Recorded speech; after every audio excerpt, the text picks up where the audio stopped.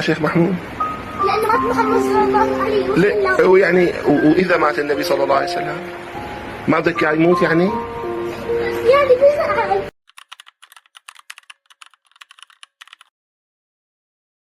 Assalamualaikum warahmatullahi wabarakatuh. Waalaikumsalam warahmatullahi wabarakatuh. Terima kasih sudah nonton di kanal Ahmad Zulfikar Official bersama saya Tasori dan Ustadz saya Ahmad Zulfikar. Ahmad Zulfikar. Ustadz kampung, Ustadz bodoh. Nah, beliau pengennya disebut kayak gitu, tapi padahal lebih daripada itu. Tapi nggak apa-apa, memang ciri orang pintar itu dia selalu tawadu. Kamu terlalu menjilat ya. Iya betul, harus menjilat. Jangan gitulah, kan gitu. Jadi gini ya, sekarang itu saya pengen Ustadz, kita membahas episode-episode memilukan yang terjadi pada baginda Nabi Muhammad SAW. Iya, iya. Dan sebelum itu saya sudah menyediakan pertanyaan-pertanyaannya. Nah, jadi nanti Ustadz mungkin bisa menanggapi ya dari peristiwa-peristiwa itu, ibrah apa, pelajaran apa yang bisa kita ambil. Nah, jadi Nabi Muhammad itu kan kisahnya ya, kalau kita dengarkan itu banyak sekali yang bikin hati kita itu teriris-iris. Junjungan kita banyak mengalami penderitaan. Bahkan ketika saya dengar itu, kadangkala, bukan kadang ya, tapi seringkali saya tuh menangis. Kalau misalnya saya udah dengerin, ya Allah, ya Rasul, panjenengan niku kok banyak banget mengalami kesedihan gitu. Nah mungkin ini yang pertama ya, Ustadz. Jadi Nabi Muhammad itu kan kehilangan ayahnya, ya kan, Abdullah bin Abdul Muthalib, terus kehilangan ibunya, lalu kehilangan kakeknya gitu, dilanjut kehilangan masa pengasuhannya. Nah, pengasuhannya siapa itu? Siti siapa namanya? Halimah.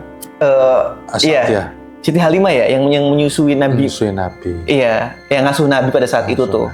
Iya, iya. Nah, menurut Ustadz sendiri gimana tuh, apa yang bisa kita ambil setelah wafatnya ayah, ibu, terus kakeknya, terus pengasuhnya, itu kan pasti menderita, ya kan? Di saat ya beruntun gitu. Beruntun. Gimana Ustadz?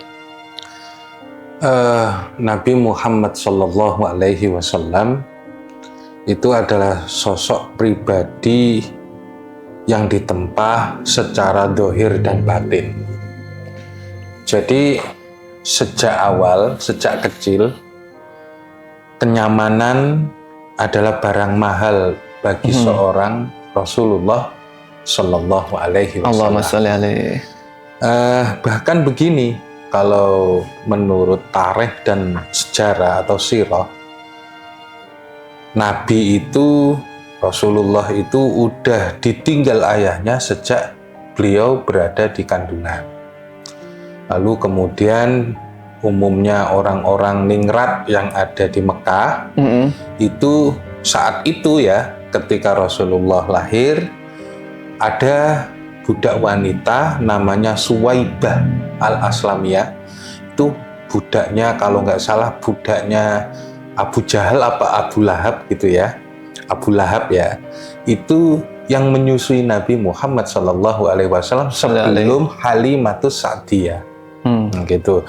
Halimah yaitu seorang yang berhati lembut ya, dari Sa'diyah yaitu suku yang ada di daerah Bani Sa'ad kan gitu.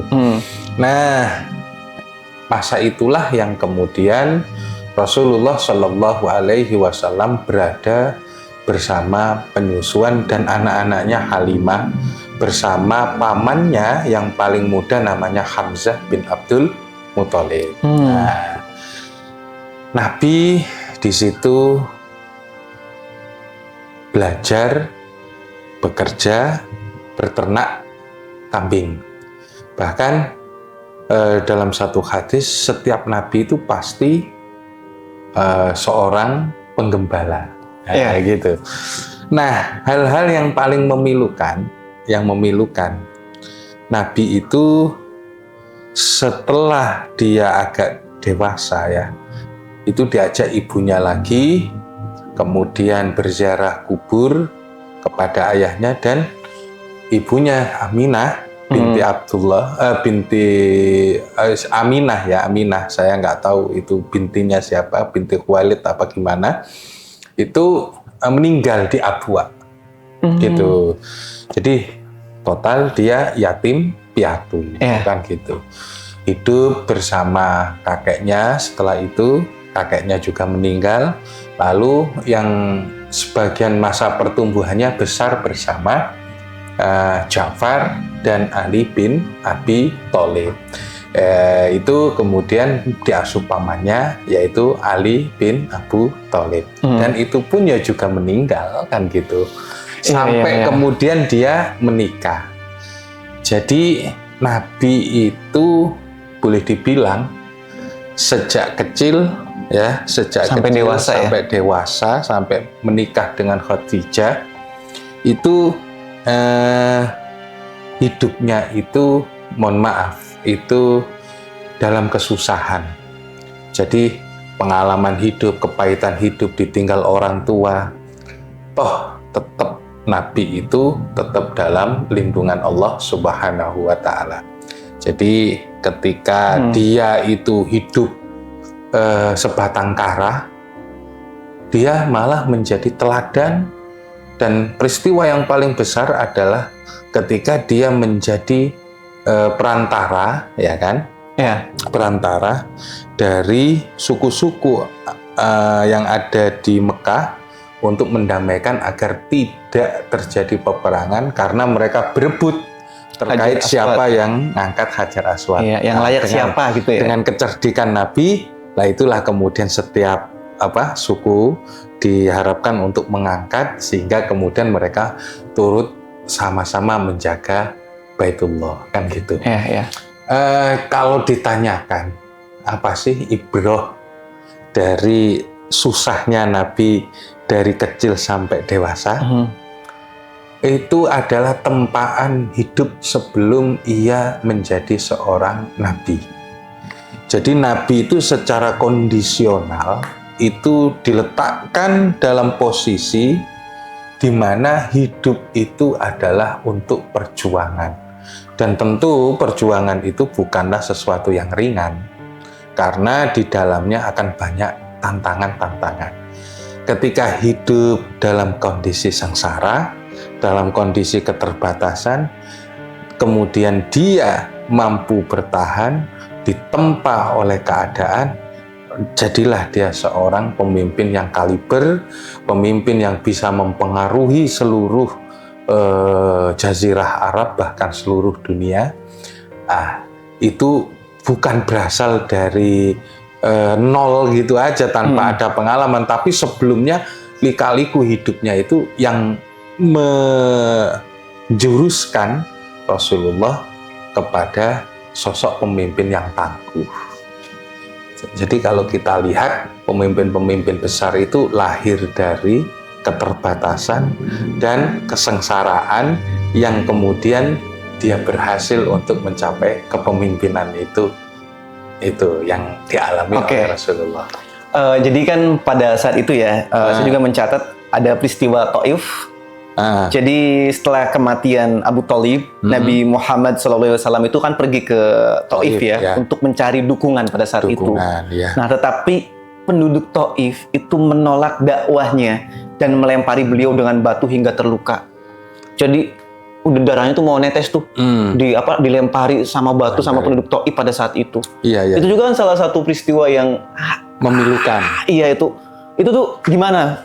Itu kan kayaknya ada peristiwa yang besar yang katanya tuh ketika kamu sedang mengalami fase penderitaan gitu ya, fase kesulitan, maka bacalah kisah itu ketika Nabi Muhammad itu ditolak sama penduduk Taif itu. Itu menurut Ustadz gimana tuh? Apa pelajarannya tuh?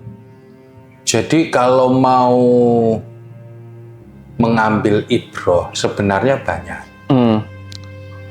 Seorang pembawa risalah, seorang pembawa visi, utamanya adalah visi kerasulan dan visi kenabian, itu berupaya untuk menyebarkan dakwahnya, ide-idenya kepada orang-orang yang barangkali saja orang ini mau menerima. Tugas seorang rasul cuma menyampaikan saja. Soal hidayah itu kadang itu hak prerogatif Allah. Ya. Jadi kembali kepada misi seorang Rasul, Rasul ini nggak main-main. Rasulullah itu nggak main-main dalam menyampaikan dakwahnya. Jadi sebelumnya Rasulullah itu sudah mendakwakan kepada keluarga terdekatnya sampai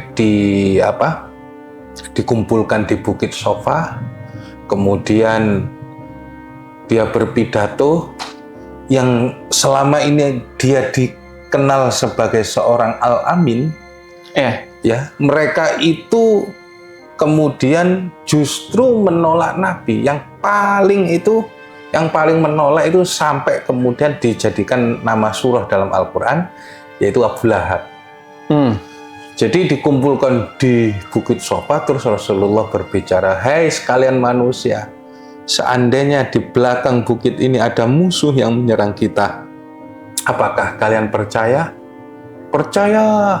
Kami tidak melihatmu sebagai seorang pendusta, karena kami selama ini engkau melihatmu sebagai Al-Amin, orang yang dapat dipercaya, nggak pernah bohong." Oke, kalau gitu kata Rasulullah. Kalau begitu nanti ya kan bakal ada hari kiamat kan gitu, bakal ada hari akhir yang akan menghancurkan segala kehidupan dan membinasakan seluruh manusia.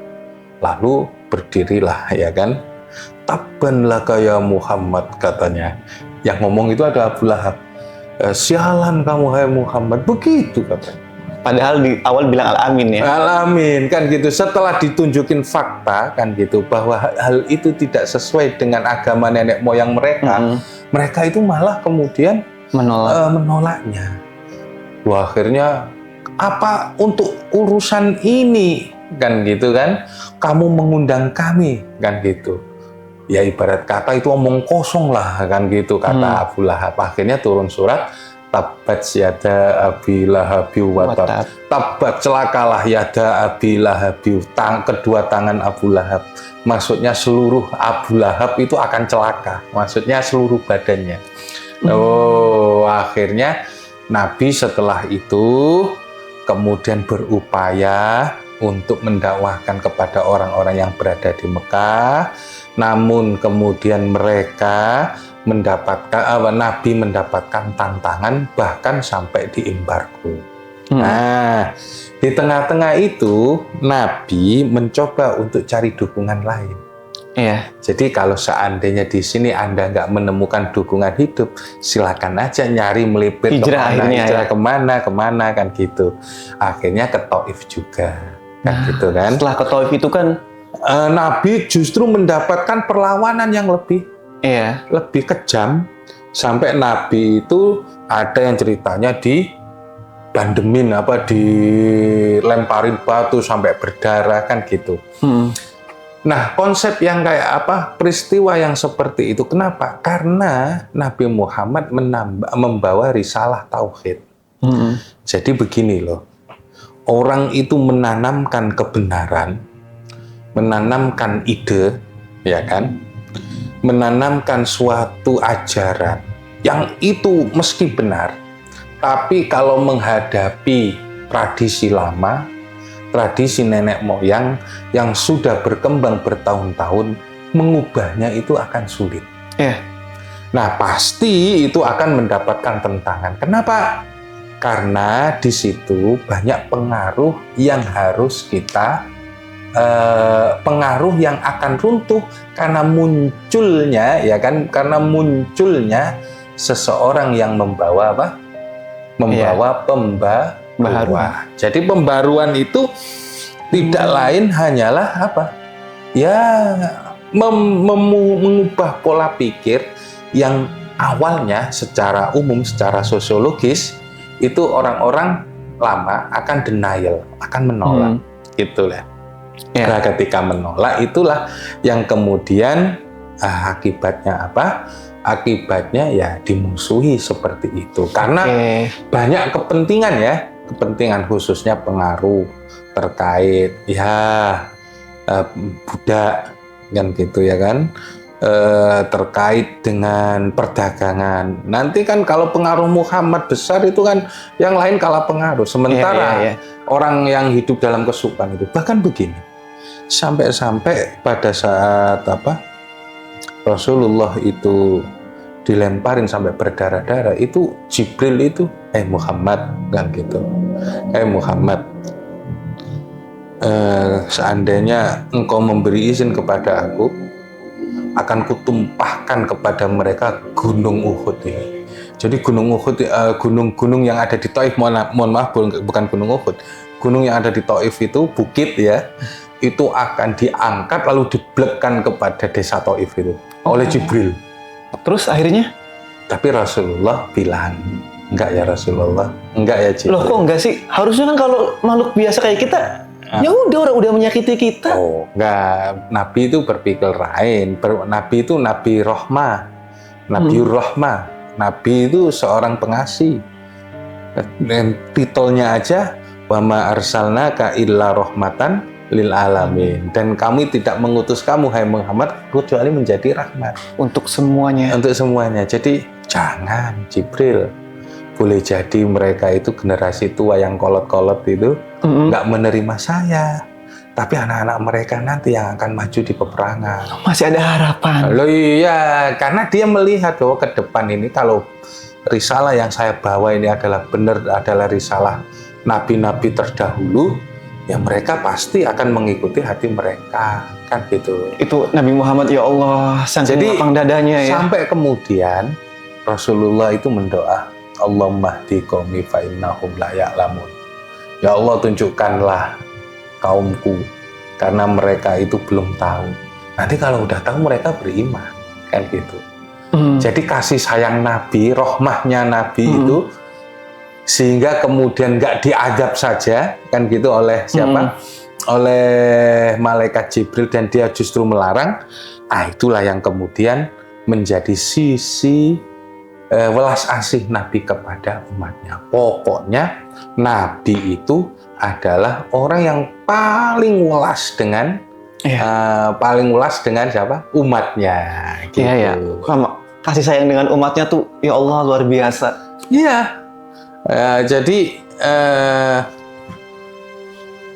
mode-mode ya kan, nabi-nabi sebelumnya itu sama Rasulullah itu dihadapi dengan akhlakul karimah. Nabi Nuh itu ya, iya kamu nggak mau beriman, udah aku peringatkan, udah aku kasih penjelasan, tapi kamu tetap ingkar, tunggulah banjir yang bandang yang akan datang. Terus kemudian Fir'aun juga kayak gitu, tenggelam di laut kan gitu. Terus kemudian banyak lah kayak gitu, nabi-nabi yang kaum Lut, kaum apa kan gitu. Tapi Nabi Muhammad milih, ya sudahlah, mereka belum tahu kan gitu. Nanti kalau tahu lah masuk Islam sendiri. Lah atas itulah kemudian, atas usaha itu yang Nabi itu, akhirnya ya dakwah Nabi itu berjalan 10 tahun, 12 tahun di Mekah, 10 tahun di 10 sampai 11 tahun berada di Madinah. Begitu. Oke, Pak. Tadi pas Ustadz bilang ya, Ustadz nyeritain ketika Nabi Muhammad itu ditawarkan sama malaikat, wahai Muhammad, ketika engkau mengizinkan akan kutumpahkan itu bukit kepada kaum Taif. Itu saya langsung merinding, Ustadz. Saya langsung merinding betapa selama ini tuh ketika saya dianiaya atau ketika saya mendapatkan perilaku yang tidak mengenakan oleh saudara kita, itu malah kita udah menyumpahi mereka, tapi Kanjeng Nabi Muhammad enggak. Jadi artinya, ya Allah, itu tuh menjadi salah satu cara saya agar saya tuh bisa tenang, agar saya tuh bisa memaafkan teman kita. Itu ya dari kisah tadi, Nabi Muhammad memilih untuk jangan, ya malaikat, barangkali nanti ada anak cucunya yang dia akan masuk Islam, dia akan meyakini apa yang saya sebarkan. Itu merinding. Merinding. Masya Allah. Sebenarnya ada kisah yang memilukan lagi. Ada namanya sahabat Ukasha. Apa itu? Namanya sahabat namanya Ukasha. Ukasha ini pemuda pilihan memang. Ya jadi dia itu termasuk orang yang tidak pernah absen dari perang yang diikuti oleh Rasulullah Shallallahu Alaihi Wasallam. Tapi dia itu ya dianggap pemuda, ya pemuda yang mohon maaf, jadi strata sosialnya itu agak rendah, kan gitu kan? Ya.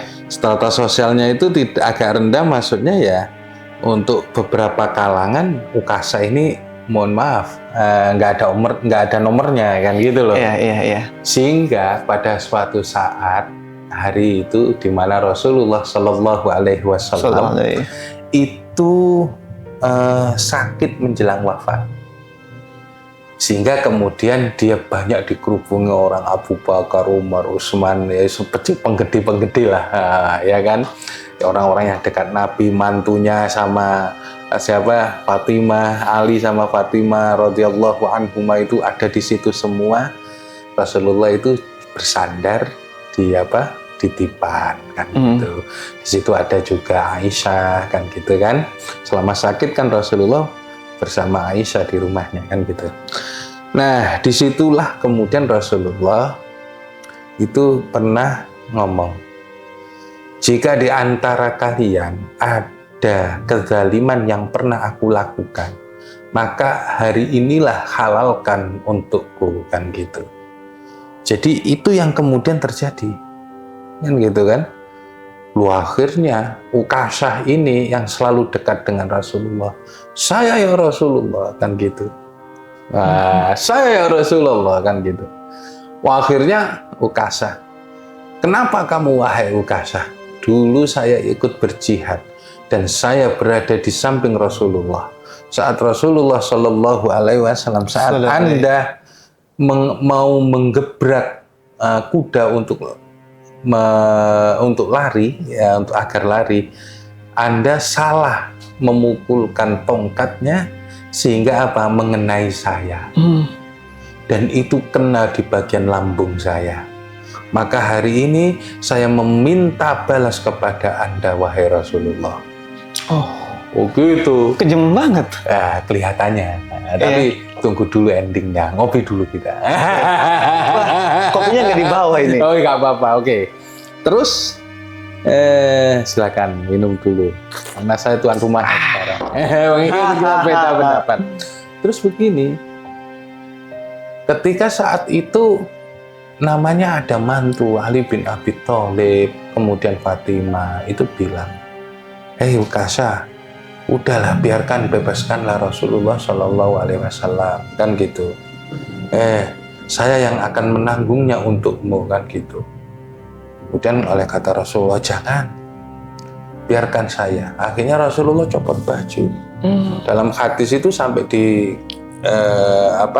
sampai diceritakan, sampai tampak ketiak beliau yang putih padi benar-benar copot baju karena ingin mendapatkan kisas kehalalan dari Ukasha yang pernah dipukul tadi. Akhirnya apa? Setelah dibuka itu kemudian Abu Bakar sebagai mertua itu mencoba membela, hei Ukasha, kamu minta apa dariku, kan gitu. Seluruh hartaku akan menjadi jaminannya, kan gitu. Udahlah Abu Bakar, kata Rasulullah, biarkan Ukasha menuntut balas kepadaku. Tapi setelah dibuka, kan gitu ya, Ukasha kemudian bukan malah membalas, tapi memeluk lambungnya Rasulullah sampai dekat dengan pipinya. Maafkan ya Rasulullah, saya kalau tidak begini saya tidak bisa mendekat engkau sedekat ini wahai Rasulullah. Ternyata itu akal-akalannya Ukasha, ya kan, agar pipinya, kulitnya ini menyentuh kulit Rasulullah Sallallahu Alaihi Wasallam. Sementara kulit, ya kan, yang pernah bersentuhan dengan kulitnya Rasulullah Shallallahu Alaihi Wasallam dalam satu hadis, maka kulit itu sekujur tubuhnya haram masuk neraka. Oh, jadi sebegitu Rasulullah itu, Ukasha sahabat Rasulullah itu mencintai Nabi. Akhirnya ingatlah kamu akan masuk surga, dijamin oleh Rasulullah Shallallahu Alaihi Wasallam. Sampai segitunya Rasulullah itu. Nah dari situ ya kan, fastahlal fal yuhallilhul yaum, itu menjadi dalil dari halalun bihalalin, halal bihalal. Karena pada hakikatnya itu sejarah halal bihalal yang dijadikan oleh kalangan pesantren dalil sebagai halal bihalal yang ada dari Ukasha tadi. Fal yastahlil hu minhul yaum, kan gitu. Kalau nggak salah bunyi hadisnya. Nah disitulah akhirnya kisah pilu itu mengagetkan semua orang dan mereka kagum dengan Ukasha ini yang kemudian memang dia dari sisi jihad tidak pernah absen, menjadi pemuda pilihan dan akhir hayatnya. Karena apa? Ya kalau dia langsung duduk di depan pasti oleh sahabat kamu siapa? Kamu siapa? Kamu kan? Stratanya tuh strata sudra ya kan. Udahlah, kamu gak usah ikut campur. Tapi itulah Islam. Islam akhirnya tidak memberi toleransi terkait persamaan hak di dalam semua orang sama. Semua orang sama. Kalau ada urusan pengadilan, ada urusan keadilan, ya harus ditegakkan. Gitu. Islam itu seperti itu sampai dicontohkan kepada pribadi Rasulullah Sallallahu Alaihi Wasallam. Ustaz. Ini juga ada peristiwa yang sangat memilukan juga ya pada perang Uhud. Ya kan, pada perang Uhud itu kan para kaum muslimin itu mengalami kesalahan dan akhirnya banyak sahabat juga yang gugur. Bahkan pada saat itu Nabi Muhammad juga ikut terluka. Itu gimana kisahnya? Saat itu memang kaum muslimin di atas angin sebenarnya. Sombong gitu ya? Oh bukan sombong, di atas angin. Lengah-lengah. Oh bukan, sebenarnya mau menang. Kalau seandainya dia mengikuti perintah Rasulullah Sallallahu Alaihi Wasallam. Jadi Uhud itu kan bukit, ya kan. Kemudian di sini itu di bawah itu kan para pasukan, ya kan. Jadi, ya kan. Sebenarnya dari sisi tempat, kalau Uhud itu tempat bukit, tempat berdiri, kan tinggal manain jepret. Posisinya lebih jepret. Nah, kan tinggal tinggi ya? aja. Jadi misalnya musuh datang dari jarak misalnya 100 meter, 200 meter, kita tinggal ngujanin anak panah aja. Nah, saat itu pasukan kafir Quraisy itu sudah banyak yang hancur, sudah banyak yang berguguran. Pedang mereka, baju zirah mereka, terus peralatan yang dibawa oleh mereka itu kan ketinggalan di situ, dilepasin kan gitu. Karena kalau nggak gitu berat larinya kan gitu. Atau banyak yang kocar-kacir meninggal. Lah kaum muslimin yang ada di atas bukit Uhud itu nggak tahan, itu kan udah banyak yang mati, itu udah banyak yang gugur kan gitu kan ya. Wah, akhirnya apa? Nah, sebagian kaum muslimin kan gitu kan nggak patuh pada strategi yang sudah ditetapkan. Satu komando ya. Satu komando, akhirnya lari semua ngambilin ghanimah. Nah, dan kaum muslimin saat itu memang kalah jumlah. Kalah jumlah. Udah nyusun strategi bagus-bagus. Kalah jumlah. Malah nggak satu komando. Padahal udah mau menang. Gitu. Lah, ini kan lari mundur diri dari agar tidak terjangkau oleh anak panah. Akhirnya ketika melihat kaum muslimin sudah berada di bawah kan gitu kan. Pasukan yang melari diri itu melihat kaum muslimin masuk kan gitu, udah kan tinggal muter balik udah, lalu mau disergap sama kuda, habis itu akhir. Iya, ini banyak yang gugur ya. Banyak gugur. Bahkan Nabi pun terluka di situ. Bahkan sampai kemudian mereka itu naik ke atas mendekati Nabi. Banyak sahabat yang belain Nabi. Sampai Nabi itu, mohon maaf itu, ada yang kemudian batang tombak itu itu masuk ke pipinya. Oh. Gitu. Habis-habisan itu para bodyguardnya Nabi saat itu. Jadi saat itu ada yang kemudian sampai ada sahabat yang kemudian nggak mau tangannya ini yang jelek ini menyakiti Nabi. Akhirnya apa?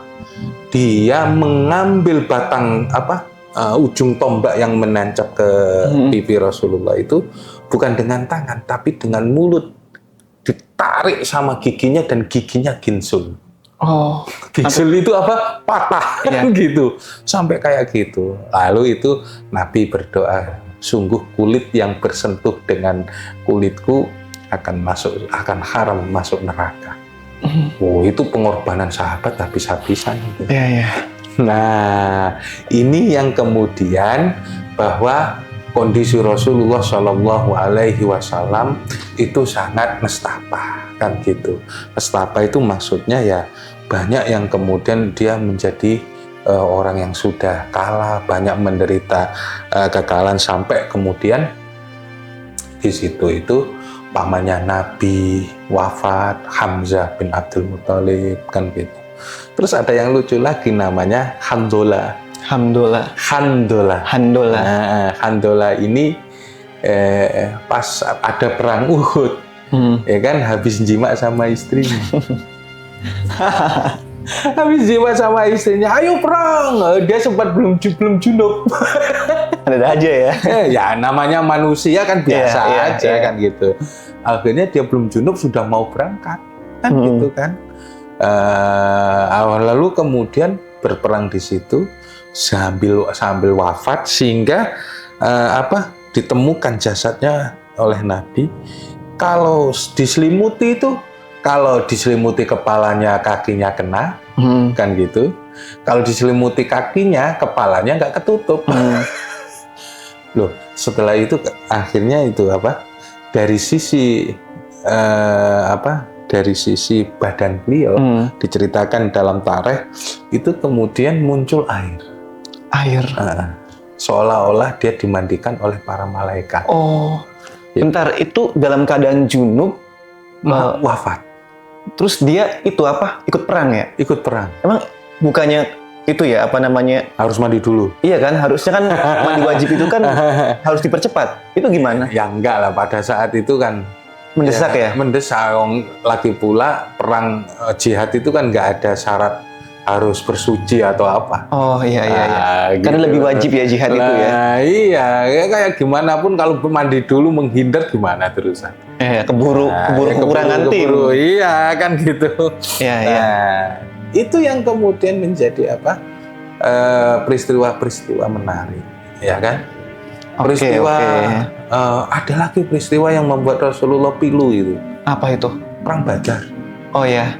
Perang Badar itu Rasulullah itu sampai ndp kepada Allah. Setengahnya itu maksudnya Rasulullah itu sangat mengharapkan bantuan besar. Bayangkan baru pertama kali perang, jumlah pasukan cuma 300 melawan 1000 pasukan. Berat banget ya. Perlengkapannya sedikit kan gitu kan. Ya kan, perlengkapannya Perlengkapannya itu sedikit. Terus kuda itu cuma ada, pokoknya perlengkapannya itu ala kadarnya lah. Namanya orang hijrah ya nggak punya persiapan, nggak punya apa-apa kan gitu kan. Kebanyakan kan gitu. Cuma 313 syuhada Badar kan gitu kan. Nah disitulah Rasulullah Shallallahu Alaihi Wasallam nggak bisa apa-apa. Wah, akhirnya dia sholat aja. Sholat meminta sholat aja, ya kan? Sholat aja, ya Allah, kan gitu. Sampai dalam doanya kan gitu. Sampai dalam, ya Allah, jika engkau tidak memenangkan, ya kan, isobah ini, yaitu kelompok ini, lam tuqbat abadan, ya kan? Jika engkau tidak memenangkan kelompok yang aku pimpin ini, yaitu pasukan kaum muslimin, engkau tidak akan disembah untuk selamanya. Oh, ngancam. Ya bahasa kayak gitu gimana sih? Saking apanya? Saking khawatirnya nanti habis semua ini nanti kan gitu. Melawan 1000 apa? Pasukan. 1000 pasukan. Dan nggak ada pengalaman perang, mereka kan kaum sederhana semua kan gitu kan. Orang-orang baik semua Orang-orang isinya ya. orang-orang kayak gitulah kan gitu kan. Nah, itulah kemudian 313 orang. Wah, akhirnya kan di situ saat ya Rasulullah, orang-orang kafir udah pada mendekat, Rasulullah masih sholat. Rasulullah itu masih sholat. Saking apa Rasulullah itu nggak ada cara lain itu ya sholat. Makanya jalur langit ya. Ya nggak tahu lah gimana caranya itu kan. Yang jelas itu ya Rasulullah itu ya sholat aja kan. Nah disitulah kemudian turun pertolongan Allah, turun yang namanya apa? Pasukan malaikat. Pasukan malaikat itu sampai kemudian ditegur Nabi itu, emang kamu tahu kalau memang kamu kalah nanti aku nggak disembah lagi kan gitu. Sampai kemudian muncul yang seperti itu jawaban dari doanya. Ya tetaplah kamu akan kuberi kemenangan. Akhirnya menang perang Badar itu. Tapi Rasulullah ditegur jangan gitulah. Ya bukan begitu, tapi aku ini ya khawatir juga namanya Rasulullah itu ya diikuti umat. Ya kan ya diikuti umat. Lah kalau mereka kalah semua ya hancur lah. Gitu. Apalagi orang Quraisy saat itu kan beringas-beringas kan gitu kan. Ya itulah apa kisah memilukan Rasulullah Shallallahu Alaihi Wasallam. Dan juga pernah ada peristiwa sumur Ma'unah ya, yang apa namanya peristiwa terbunuhnya 70 penghafal Al-Quran yang diutus oleh Nabi Muhammad dan ya mereka terbunuh ya untuk jadi Nabi Muhammad itu menugaskan mereka 70 penghafal Al-Quran itu untuk berdakwah, tapi ternyata dibunuh itu namanya peristiwa sumur Ma'unah itu. Ustaz gimana? Itu kisahnya bagaimana itu? Saat kapan itu Bi'ru Ma'unah ini? Saya juga lupa itu. Saya mencatat ini ya. Kita lewat aja ya pertanyaannya. Oh, memang banyak. Itu saking banyaknya ya. Ya, Saroya yang apa? Itu satuan-satuan kecil yang diutus oleh Rasulullah untuk menyampaikan kalau nggak salah itu pula yang mengakibatkan Rasulullah kunut nazilah atas peristiwa itu gitu loh. Kunut nazilah itu gimana Ustaz? Jadi mendoakan agar musuh-musuh Islam itu dalam keadaan kalah, kocar-kacir dan sebagainya. Nah itu Bi'ru Ma'unah itu salah satu kalau memang itu yang disebutkan ya kan, itu bukan peperangan, tapi itu adalah utusan Rasulullah dalam bentuk saroya. Saroya itu bukan satuan pasukan ya, bukan satu kompi besar kan gitu, enggak kan gitu, enggak satu batalion gitu enggak, tapi ya satu ya isinya 30 sampai 50 orang gitu lah. Gitu. Nah, itu saroya. Ya di situ yang memang kalau disebutkan itu peristiwa Bi'ru Ma'unah, yaitu yang kemudian menjadi yang membuat duka Rasulullah gitu. Iya. Oke, terus peristiwa itu juga yang putra-putrinya meninggal di usia kecil ya kan. Itu juga yang paling memukul Nabi. Sangat terpukul ya kan. Ada yang namanya Ibrahim. Ibrahim itu meninggal kan gitu. Kemudian ada lagi apa? Siapa namanya lagi? Hasan Hussein cucu. Oh cucunya ya? Cucu. Itu yang katanya dibantai itu tuh gimana tuh? Yang katanya itu kepalanya. Setelah Nabi wafat. Oh setelah Nabi Muhammad wafat ya? Oh yang katanya itu akhirnya apa namanya? Itu sama orang-orang Syiah ya? Ya itu pendukung Khawarij, orang-orang Khawarij. Oh, oke. Gitu. Jadi apa? Mereka itu adalah kelompok yang memang itu sudah terjadi setelah Rasulullah, bukan di zaman Rasulullah. Oh, oke. Kalau seingat saya ya, cerita yang memilukan terkait apa? Terkait Rasulullah itu dan kesederhanaan beliau, ya kehidupan sehari-hari. Oh, Jadi yang makan diganjal sama itu. batu. Terus kemudian Rasulullah itu tanya kepada Aisyah, "Hei Aisyah, ada makanan nggak?" Nggak ada, ya udah aku lagi puasa. Ya aku puasa aja. Hal-hal sederhana gitu itu kan artinya mengajarkan kepada kita kan gitu. Rasulullah itu begini. Rasulullah itu kerjanya apa sih? Iya. Saya tanya kepada Anda, Rasulullah kerjanya apa? Pernah ini muncul dalam suatu diskusi, Rasulullah itu kerjanya apa? Apakah ngantor atau gojek seperti kita? Kan nggak mungkin kan gitu kan? Betul. Ya kan, ngapain? Rasulullah itu yang mengoptimalkan dirinya untuk misinya. Ya, berdakwah ya. Iya, yang ngurusin umat kerjanya. Ya kalau umatnya welas, umatnya itu berbelas kasih kepada Rasulullah, ya diterima. Oke. Jadi Rasulullah itu ya secara hidup kan gitu, menggantungkan rezekinya kepada welas asih dari umatnya. Kalau sodako dia nggak mau makan, Ya. tapi kadang ada yang nganterin makanan, dikasih makan. Terus kemudian kalau nggak ada, ya ayo sahabat-sahabat di sini. Kalau Rasulullah nggak ada makanan, ya bagaimanapun dia punya baju zirah digadekan kepada orang Yahudi yang sampai akhir hidupnya belum ketebus gitu.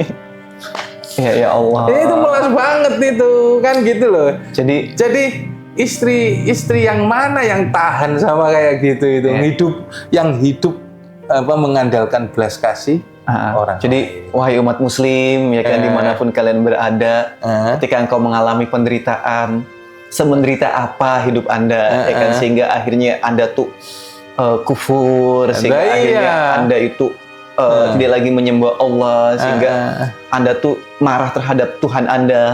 Gitu. Apakah Anda nggak melihat bahwa Rasulullah tuh penderitaannya tuh lebih daripada kita, bahkan nggak bisa terjelaskan ya. Oke Ustaz, itu kisah-kisah yang memilukan. Dan juga ini ada peristiwa yang sangat, Nabi Muhammad tuh sedih banget pas Siti Aisyah itu difitnah. Katanya berselingkuh sama orang-orang munafik. Ada orang munafik yang memfitnah bahwa Siti Aisyah itu berselingkuh. Bahkan pada saat itu Nabi Muhammad kan sedih banget. Ya Allah, ini istri yang saya sangat cintai. Ya. Oh, gitu. Itu gimana, Ustaz? Ceritanya ya. Iya. Itu bukan orang munafik menurut saya. Itu kalau di dalam kitab ini kalau nggak salah namanya tafsir ayat-ayat ahkam itu ada kisahnya, peristiwanya disebut dengan hadisul ifki, yaitu berita hoax. Oh, hoax berita ya. Hoax. Jadi udah ada pada zaman Nabi ya. Nama Nabi. Jadi gini loh maksudnya. Dan itu mohon maaf itu sampai Allah intervensi terhadap hal tersebut dengan menurunkan wahyu. Dan mereka dibebaskan semuanya dari tuduhan, gitu. Jadi pelajaran itu terkait tuduh menuduh itu jangan sampai dilakukan oleh seorang Muslim. Jadi gini, Aisyah itu diajak perang bersama Rasulullah. Oh pernah? Jadi Rasulullah itu kalau mau ghazwah atau siar atau sair itu melutri istrinya. Siapa yang mau ikut gitu ya. Akhirnya Aisyah diajak. Karena Aisyah itu masih kecil kan gitu kan. Dia dibawa dalam tubuhnya kecil ya, ringan kan gitu. Akhirnya dibawa di dalam unta dan bersekedul kan gitu. Nah, saat biasa di dalam sebuah pasukan itu ketika pasukan itu jumlahnya banyak kan gitu kan, ada bagian pasukan yang depan, ada pasukan penyapu. Penyapu itu orang yang diletakkan di bagian akhir, jaga-jaga kalau ada orang yang ketinggalan. Oh iya. Kayak ente konvoi motor kan Iya, gitu kan. ada yang nyapu dari belakang ya. Jadi ada yang nyapu di belakang Iya. kan gitu. Nah, saat itu Aisyah, mohon maaf diceritakan dalam kitab tadi ya kan yang sudah saya tunjukkan, itu buang hajat kecil, buang hajat kecil. Akhirnya agak menjauh. Nah, ternyata Aisyah itu kalau nggak salah apakah itu gelang ataukah kalung, ya kan? Itu terjatuh saat buang hajat, buat saat qadil hajat. Nah, ketika qadil hajat itu jatuh, terus nyampe di sekedupnya, kan itu kan, loh kok nggak ada, akhirnya balik lagi, ya kan? Nah, setelah balik lagi nggak terasa bahwa Aisyah ini sudah nggak ada di sekedup unta. Ya orang jalan aja kan gitu. Nah di situ di belakang itu kan gitu kan. Ada yang nyapu gitu ya? Ada yang nyapu. Akhirnya ya yang terjadi itu adalah apa? Fitnah itu. Fitnah itu. Di situ kalau nggak salah ada namanya Astoh, ya kan, budaknya Abu Bakar. Terus ada juga Hasan bin Sabit lah. Ngelihat yang berjalan di belakang itu adalah siapa? Aisyah. Aisyah, ya kan mereka. Nah ini istri Rasulullah gak berani ngomong-ngomong itu kan akhirnya. Mereka jalan, ya kan? Mereka juga jalan kan gitu dikawal oleh tim penyapu ini. Ya diomongnya itu sebagai selingkuh. Oke. Sampai akhirnya itu kalau diceritakan Aisyah itu nggak bisa ngomong beberapa hari saking anunya, saking traumanya mungkin ya. Bukan trauma diomongin itu istrinya Nabi bersama anu kan gitu. Nah, itu apalagi di usia yang masih ya seperti itulah kan gitu kan. Iya. Artinya apa? Ya itu jadi rumor. Iya. Jadi omongan seorang kan gitu. Wah, akhirnya ini sampai kemudian ditunjukkan padahal nggak ngelakuin apa-apa. Tapi salah satu orang ya ada yang menyebarkan keliru ngomong gitu saja. Hasan bin Sabit itu sebenarnya sahabat Rasulullah, tukang syairnya kan gitu. Tapi ya namanya orang kan gitu ya bisa saja kan gitu ya. Namanya jadi omong-omongan itu kan sebaik apapun orang itu ya nggak bisa keliru gitu ya. Bisa keliru, bisa salah kan gitu. Nah itu yang tersebar. Tapi pada kenyataannya lalu turun ayat sendiri dan Rasulullah sangat saat sebelum itu sangat terpukul itu ya, terpukul, sedih kan gitu. Tapi setelah itu kemudian gitu turun wahyu dengan yang membenarkan bahwa Aisyah itu tidak selingkuh, bahwa yang diomongkan orang-orang itu adalah bentuk kebohongan kan gitu. Rasulullah seseneng-senengnya. Yang namanya Astoh tadi, Wastoh tadi atau apa kan gitu kan budaknya Abu Bakar itu sebelumnya itu mau diputus dibalikin lagi. Jadi Abu Bakar itu selalu menyantuni si Astoh itu. Lalu kemudian dibalikin lagi setelah turun ayat yang membebaskan Aisyah itu. Nah itulah ceritanya. Jadi pelajaran yang dapat dipetik dari sini, kalau ada berita-berita terkait masalah kehormatan seseorang, ya kan, nggak usah disebarkan. Ya klarifikasi dulu. Nggak usah disebarkan. Tabayun dulu gitu ya. Bukan begitu, ya kan. Jadi ada beberapa hal di dalam Islam itu yang seandainya itu disebarkan, kalau kita tidak bisa membuktikan secara real, maka kita yang akan dituntut balik karena ini pencemaran nama baik. I see.